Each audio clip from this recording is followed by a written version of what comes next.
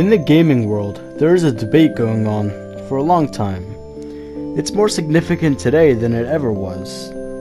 There's been many console wars: PS4 versus Xbox One, SNES versus Genesis, PlayStation 1 versus Nintendo 64. There's also been many competitions between companies: Sega versus Nintendo, Microsoft versus Sony, Nintendo versus Sony, even all the way back to things like Atari versus Commodore for things like gaming PCs in the 80s. However, these computer companies are now competing with the console manufacturers. Now, gaming PCs are on the rise and are many people's preferred way to play games. So this poses an interesting question. Which is better, console gaming or PC gaming? Now, before I get into this, I want to just get it out of the way that yes, I am a primarily console gamer, because that is just how I prefer to play my games. If you're a PC gamer, I am not going to try and attack you in this video, so please understand that. So, what I'm going to be doing here is I'm going to be talking about the pros and cons of both console gaming and PC gaming, so I can give you a better understanding of what the pros and cons of each are. So, pros of console gaming are: you get to play on a big screen TV if you have one.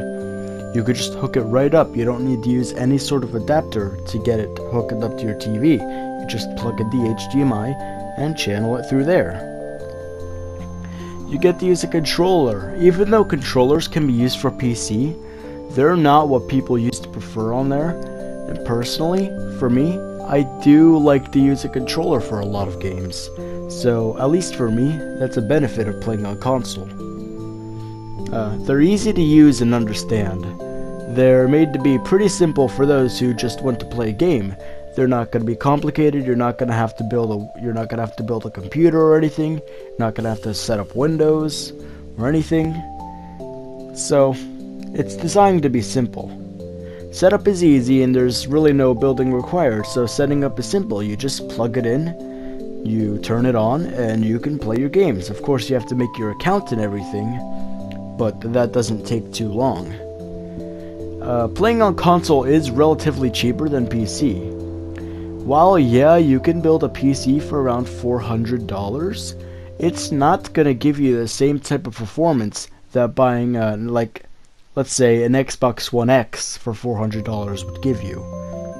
But building a PC for around $400, you wouldn't even get anything like 4K support, and you wouldn't be able to run some of the games that can run perfectly on consoles.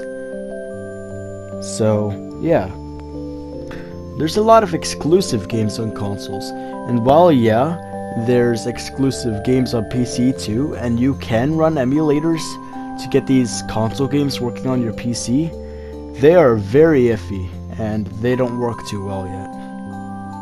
There's more casual games on console, and I feel like that's another appeal. Of course, casual games are the whole thing about mobile games, but on consoles, you also have a lot of casual options that aren't really going to appeal to as many people on PC.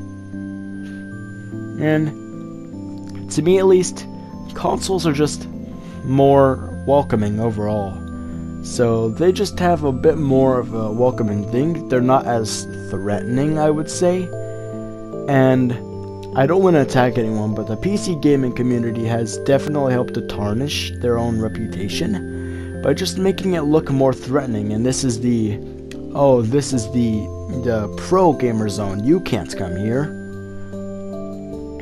So now we're gonna move on to the cons of console gaming, because there is a lot of those too. Consoles, for the most part, they get out of date very easily. Now, a lifespan of a console is going to be around 6 to 7 years, I would say. Normally they go on to get games for about 10 years. And some consoles, the last generation, are still getting games whenever we're getting the new console soon. So they do go out of date very easily. Third-party controllers that are compatible are rare. You'd really, when you're trying to get a new controller, you really only have three options. You can get a first-party controller for like $50, which isn't a bad idea. But you can also get a professional standard fight pad or something, not really a fight pad, but just a professional elite controller, a pro controller I would say, for about $150. You could also get a crappy plastic little dinky thing, probably made by some Chinese company, for like $30, which would be a good enough option for some people. For most people, nobody really wants to do that. You have to pay for online service on consoles. With the Nintendo Switch, it used to be free, but they actually had to put in some sort of subscription thing. They didn't have to, actually. They just put it in. Of course, it's relatively cheap on the Nintendo Switch, but when you consider the Xbox One and PlayStation 4 have it for $10 a month, it doesn't really seem justified to have to pay for these things, when on a PC, you can get Steam and be able to play online for free. You only get limited storage on a console, and yeah, you can get things on the outside to upgrade them, but for the most part, you're going to be stuck around 1 terabyte. Now, on PCs, this isn't really a problem, as you can upgrade whenever you want. And there's really just a lack of more advanced features on a console than a PC. Like, you're not going to be able to do much advanced video editing. Sure, you're going to be able to use things like Share Factory, which I'm doing right here, and you can do some streaming things on the PS4 and Xbox One, but for the most part, you're just not going to get the same type of usability that you would get out of a PC. So, now let's go on to the pros of PC gaming. Overall, you're going to be getting a lot more powerful systems. You're going to be getting those fancy Core i9s, those Ryzen graphics cards, those AMD CPUs, those amazing NVIDIA GeForce like 2080, and yeah, you're going to be getting a lot more horsepower out of your system that you'd be getting on like PS4, to say. You'd get a support for a wide range of devices and utilities, like you can use like multiple monitors. Sure, you can use a monitor for a PlayStation 4, but of course you wouldn't be able to use any more than one. And of course they'd also have to be 16:9, so if you're looking to play your PS4 on your ultra-wide monitor, that is not going to go very well. PCs are fully customizable. Every single part of them can be customized.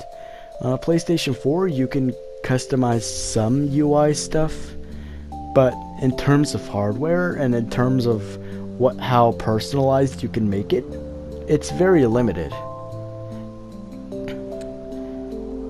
You get more competitive games on a PC. Like, games just have more of a competitive feel to them. A lot of them are multiplayer, and a lot of them rely on like strategic thinking, tactile feeling, and yeah, and you get better aim with a mouse than a joystick in my opinion, at least. I'm not having a good time talking, but yes. You also get a lot of exclusive games on PC that you're not going to get on console. Like, I noticed a lot of strategy stuff that's on PC isn't really on console. Sure, Stellaris made its way over, but other things, especially by Paradox, like, I don't know, Hearts of Iron 4, for say, that's not on PlayStation 4 or anything. So that's going to be disappointing to someone who picks up a PlayStation 4 rather than a PC, if they want to focus on strategic games. You've got a wide range of play choices on a PC rather than on a console. You can play with a mouse and keyboard. You can play with the joystick. You can play with a fight pad. You can pretty much do whatever you want with it. And overall, they're just better suited for hardcore gamers, while consoles are more suited for casual gamers. Of course, there's cons to PC gaming as well. There's no console exclusives without emulation, and as I said earlier, console emulation is still very buggy, at least for modern consoles. Things like the Xbox 360 on your high-end PC will work perfectly, but in terms of the Xbox One, good luck with that. Now, that brings up an interesting point since you can run Xbox One exclusives on Windows 10, but even then, your options are going to be pretty limited. PC building is a pretty demanding task for anyone who just doesn't have experience building anything like that. People are going to have a hard time trying to put together a PC. Sure, you can buy one pre-built, but those cost more money, and if you're trying to be a PC gamer on a budget, you're probably going to want to build one, and it would probably turn out pretty complicated. The price range of PCs normally shoots for around $600 for a mid-range one to around $1,000 for a high-end one. That might seem threatening to a lot of people who are on a budget, and it really is.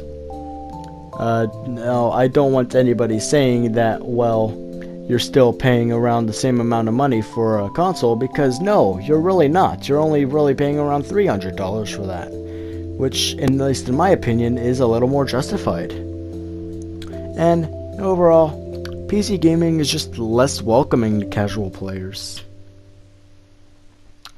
So, I do prefer console gaming to PC gaming, but I can see how other people can enjoy PC gaming. And I myself have been wanting to get into PC gaming as well, to be able to have the pros and cons of both. So, what's better, PC or console? Well, neither actually. They both have pros and cons, and neither of them outweigh the other. It really is just a matter of preference. Some people want to have the most tactile, competitive experience they can get with their first-person shooter. Others want to be able to sit back and relax on the couch and play a few puzzle games. Neither one is really better than the other, at least to me. And not either option is going to be for someone else. Someone who is on a $300 budget isn't going to try and build a PC, because they wouldn't really be able to play the latest and greatest games. But if they were to pick up, I don't know, a PlayStation 4 Slim for that money, they could do that. Sure, the specs wouldn't be the best, like the frame rate being locked to 60, the resolution being 1080p, but it'll be able to run the games perfectly with the added bonus of being able to stream to YouTube and Twitch straight from the console. But if you're somebody with a bit more cash to spend, and you're looking to go all out, then you would just probably want to get a PC. Not only then would you be buying a powerhouse of a game console that runs even the most demanding games exceptionally well, but you could also do something like, you could do schoolwork, you could do video editing, web browsing, pretty much everything. So, to me at least, it all strings down to a matter of preference. Thank you guys for watching the video. If you liked this video, make sure to like, comment, and subscribe, and tell me down below, what do you prefer, PC gaming or console gaming? Thank you guys for watching.